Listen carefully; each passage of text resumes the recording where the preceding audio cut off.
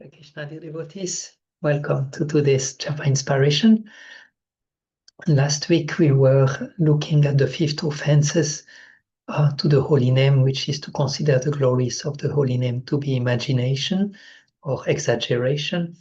And we were ending with the point that to strengthen our faith into the scriptures that glorifies the holy name, we need to have some experiences.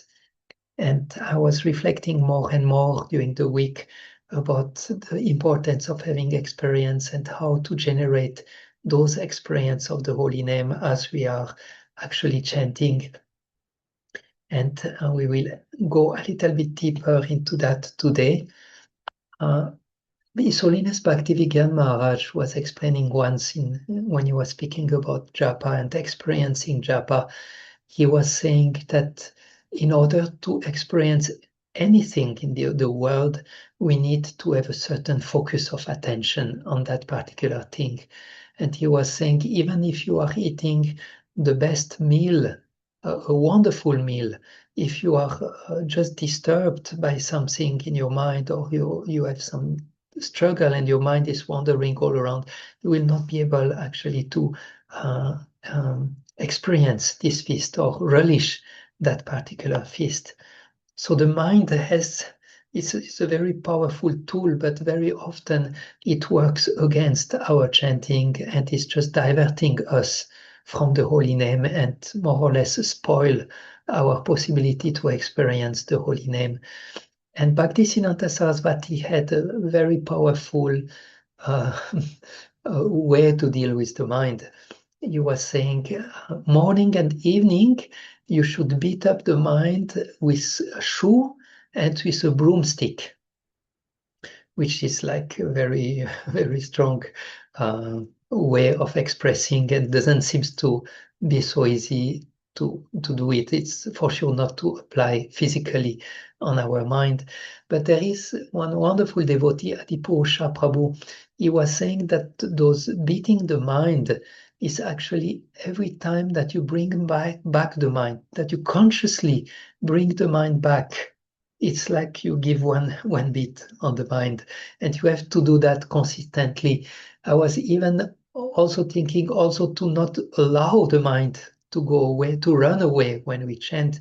We can be there ready with the stick, almost like a teacher which has a mischievous student and he's there with the stick and just checking that he's really studying, and if he's doing nonsense, I have the stick, do what you are supposed to do. So I thought we can have that as a trick or as a tool today to keep our mind connected to the holy name. And I want to add one more nuance, and this is actually the word to be persistent, to persist, to not give up, to keep trying, to keep bringing the mind back, to keep trying to not let the mind go away. And this is actually, if we don't persist, then the mind will definitely take advantage. But if we persist, then slowly, the mind will give up. And this persisting is actually a very powerful and important word that is translated as nirbandha. It's also sometimes translated as determination, but it's also the being very persistent. And this is the instruction Chaitanya Mahaprabhu was giving to the inhabitant of Navadvip when he told them to chant the holy name. You have to chant with nirbandha. And recently I heard from Hariprasad Prabhu, he was explaining this word nirbandha, and he was giving the analogy of an obese person, those people who are very, very fat, very, very big. And this obese person is extremely frustrated with his situation because people just make joke about him. And every time he sees food, he sees calories that will make him grow.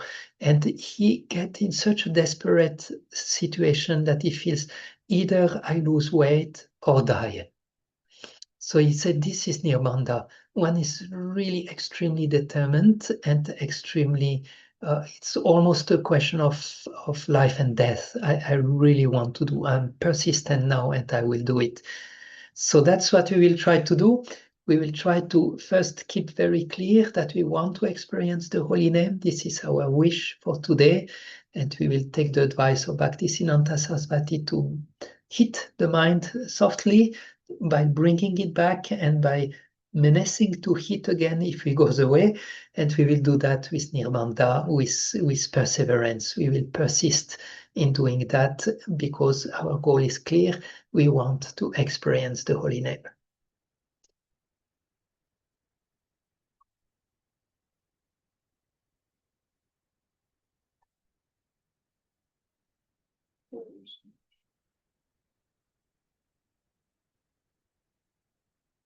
Hare Krishna. So what we were doing was we can call that mind control. And this is wonderful, but this is not sustainable for a long time. It demands a lot of effort, but it's actually the best way to start with our japa chanting.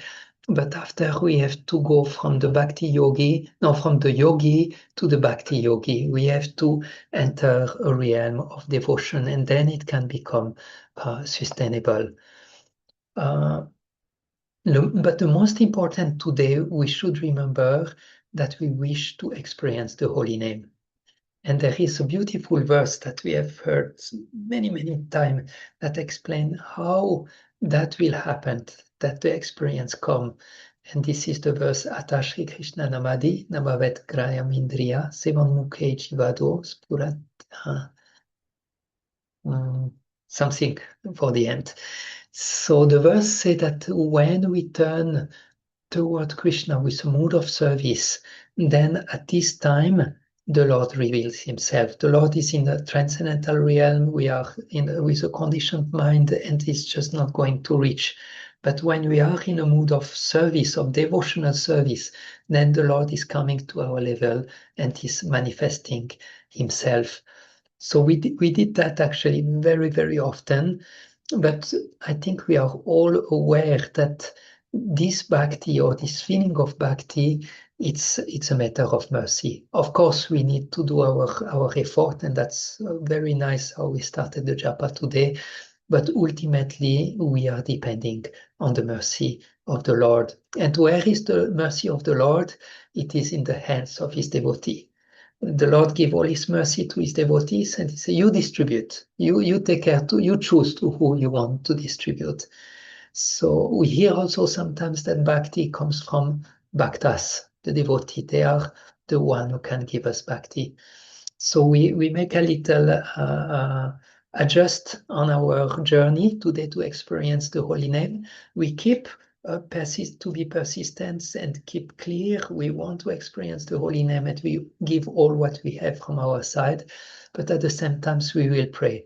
We will pray to Srila Prabhupada. We will pray to our spiritual master, to a devotee, so that he gives us, that he is kind to us, and he gives us this devotional attitude to chant the holy name in this mood of service, in the mood of pleasing the Lord. We have not much capacity or ability on our own. It has to come from the blessing of a sadhu, of a bhakta. So we turn toward our spiritual master, Srila Prabhupada, and we try to go deeper and deeper and deeper into this mood of prayer, into this mood of asking for help, and to receive this beautiful bhakti feeling as we chant the holy name.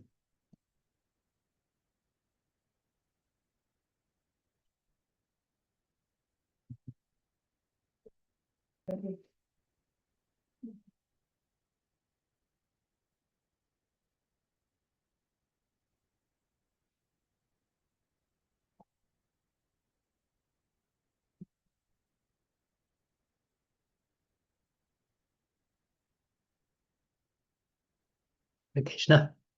So for the final of today's inspiration, we will hear about devotees who experienced the holy name. And there is amazing explanation or description. You might have heard the pastime of the Brahmana's wives and the cowboy who were advised by Krishna to go to them to beg for food because they were very hungry, playing the whole morning in the forest.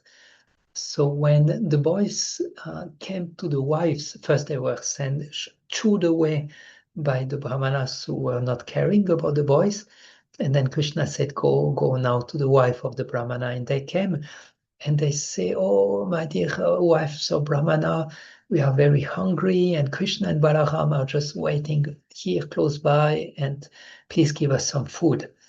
And Kavikarnapur write that the name Krishna, when the name Krishna entered into the ears of those Brahmanas' wife, it was resonating in their ear like millions times, Krishna, Krishna, Krishna, Krishna.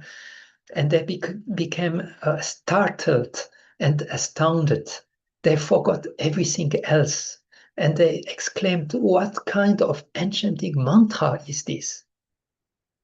And then Kavikarnapur said, like a deer, become helplessly attracted by the sweet melody of a hunter's flute.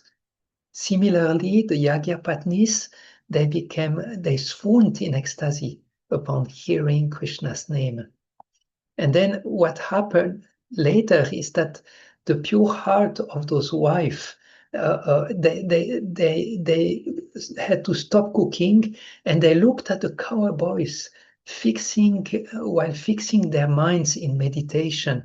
So more or less they entered into trance.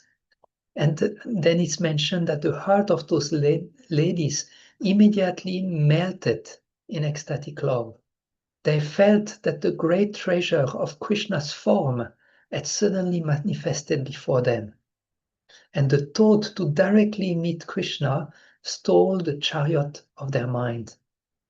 So that's a very beautiful description of how just by hearing the name was resonating in their heads, and how they started to feel extremely ecstatic. They entered trance, and their mind was already running to Krishna, and Krishna's form was manifesting in front of them. So this is how the holy name can reveal himself to his devotees. We hope that one day we will actually have such experience while chanting the holy name. And I like to conclude today's last inspiration with a beautiful verse of Prabodhananda Saraswati, where he gives one instruction to experience this deep and powerful love of God. He said, be silent.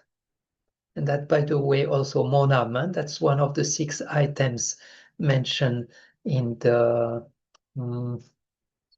by Sanatana Goswami in Haribhakti Vilas about perfect chanting. So it's be silent, do nothing, which could means do nothing with your mind. Just be here with the holy name, do nothing. So be silent, do nothing.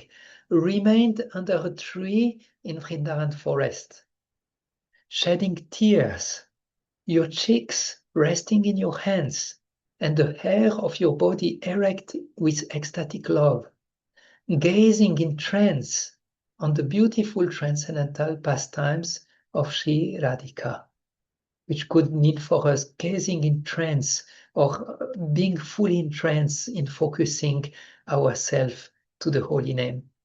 So let's the holy name reverberate in our mind like it did for the Brahmana's wife. Let's hope to experience something, even if it's not the full realization, but at least experience something of Krishna's presence in the holy name. And let's hope, like the Brahmana's wife, that we may swoon in ecstasy upon hearing the sound of Krishna's name, that we forget everything else, and that our heart immediately melt in ecstatic love. We hope to feel the great treasure of Krishna's form suddenly manifesting before us as we chant the holy name.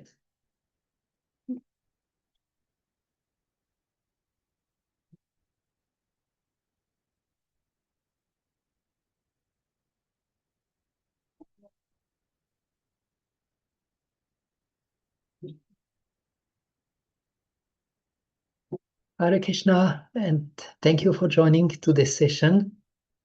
I was reflecting on experiencing the holy name is definitely something that will come in many different degree.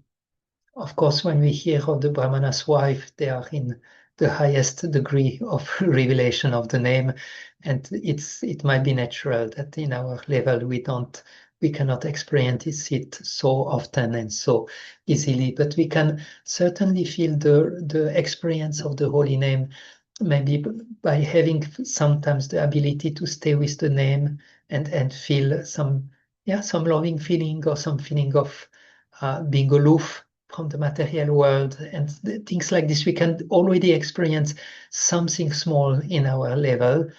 And if we want to translate today's inspiration, it could be in 3 steps. Try your best, pray a lot, and hope.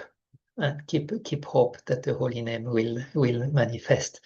I was thinking of the Brahmana's wife. They heard only one Krishna, and this Krishna was resonating Krishna, Krishna, Krishna, Krishna in their mind. So I was thinking, when we chant the Maha Mantra, so many names, if all those names will resonate and repeat in the mind, there will be definitely no place for anything else to hear than the holy name in our mind, in our consciousness. So those were some reflections, some thoughts about experiencing the holy name. Hope something was helpful, that you keep something with you, and that the holy name will reveal something, even if it's something small. And the holy name is independent. It's not that he will reveal necessarily when we give our best. He might reveal sometimes when we are not trying our best, but definitely our effort count and will encourage the revelation to come. Thank you so much for joining. Wishing you happy chanting. All the best, Haribol, and all glories to His Divine Grace, His Bhaktivedanta Swami Srila Prabhupada, for giving us the gift of the Maha Mantra, the gift of Krishna consciousness. Hare Krishna. Hare Krishna, Prabhuji. Thank you so much. Hare Krishna.